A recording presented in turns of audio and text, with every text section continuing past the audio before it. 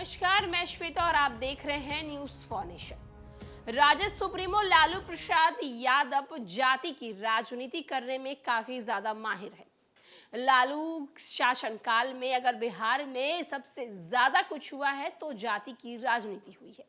वहीं कुछ दिन पहले जाति आधारित गणना करवाई गई और इस गणना की रिपोर्ट जारी करने के बाद एक बार फिर से जाति की राजनीति शुरू हो गई।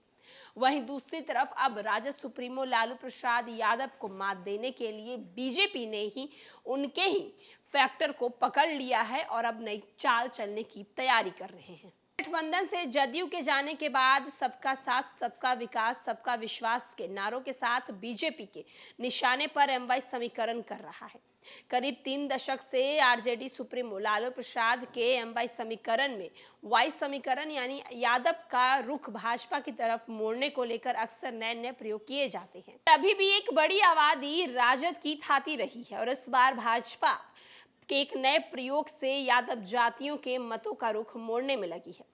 बीजेपी कार्यकर्ताओं में उत्साह भरने के लिए मध्य प्रदेश के मुख्यमंत्री मोहन यादव को बिहार की धरा पर उतारने की तैयारी की जा रही है।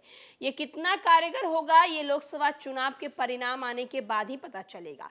कहा जा रहा है भाजपा के रणनीतिकार लोकसभा चुनाव के मद्देनजर यादव वोटर्स को लुभाने के लिए मध्य प्रदेश के मुख्यमंत्री मोहन यादव को पटना बुला रही है। प्रदेश भाजपा उनके सामने पटना में एक कार्यक्रम रखने जा रही है। वचन करने को तो श्री कृष्ण चेतना मंच कर रही है, पर इसकी पीठ पर भाजपा के रणनीतिकारों ने हाथ रखा हुआ है। चुनावी जीत के समीकरण में यादव मतों में सेंधमारी का एक रास्ता बनाने को मुख्यमंत्री मोहन यादव को बुलाया जा रहा है। वहां भी ये संदेश देने के लिए भाजपा यादव को मुख्यमंत्री भी बना सकती है। मिली जानकारी के मुताबिक मध्य प्रदेश के मुख्यमंत्री मोहन यादव 18 जनवरी को पटना आ रहे हैं। इनकी स्वागत की तैयारी पटना एयरपोर्ट से ही शुरू कर दी जाएगी। पटना हवाई अड्डे में मोहन यादव श्री कृष्ण मेमोरियल हॉल जाएंगे। श्री कृष्ण चेतना मंच द्वारा सम्मानित किए जाएंगे। भाजपा कार्यालय जाएंगे, फिर वहां उसके बाद इस्कॉन मंदिर जाएंगे।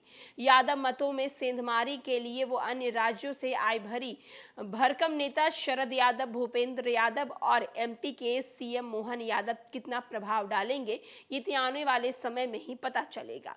एक तरफ जहां राजद बिहार विधानसभा में सबसे बड़ी पार्टी बनकर उभरी है, ऐसा नहीं है कि भाजपा के भीतर यादव नेताओं की संख्या नहीं बढ़ी है।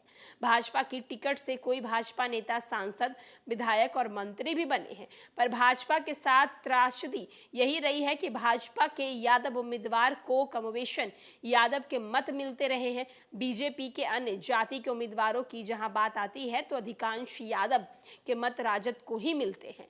एक तरफ जहां राजद सुप्रीमो लालू प्रसाद यादव एमवाई समीकरण को लेकर हमेशा से चले हैं।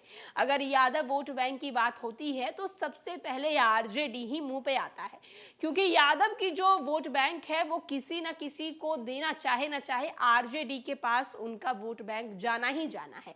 और अब ऐसे में बीजेपी लगातार इस तैयारी में लगी हुई है कि आने वाले 2024 के लोकसभा चुनाव में अगर बिहार की राजनीति में अपनी पकड़ बनानी है तो यादव वोट बैंक को अपनी ओर खींचना होगा और इसकी तैयारी बीजेपी कर चुकी है। और अब आने वाले दिनों में देखना होगा, यानी कि 2024 के लोकसभा चुनाव और 2025 के बिहार विधानसभा चुनाव में देखना होगा कि जो बीजेपी बिहार में आकर यादव वोट बैंक में सेंधमारी करने की तैयारी कर रही है उसमें कितनी सफल होती है।